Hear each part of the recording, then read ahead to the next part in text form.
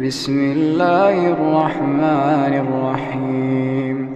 سبح اسم ربك الأعلى الذي خلق فسوى والذي قدر فهدى والذي أخرج المرعى فجعله غثاء نحوا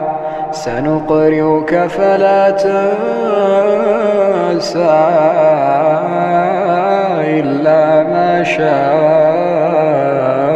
الله إنه يعلم الجهر وما يخفى ونيسرك لليسرى فذكر إن نفعت الذكرى سيذكر من يخشى ويتجنبها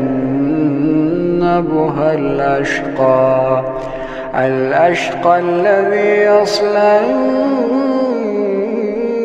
النار الكبرى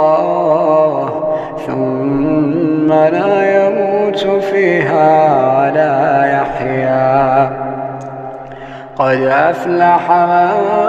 تزكى وذكر اسم ربه فصلى بل تؤثرون الحياة الدنيا والآخرة خير وأبقى إن هذا لفي الصحف الأولى صحف إبراهيم وموسى.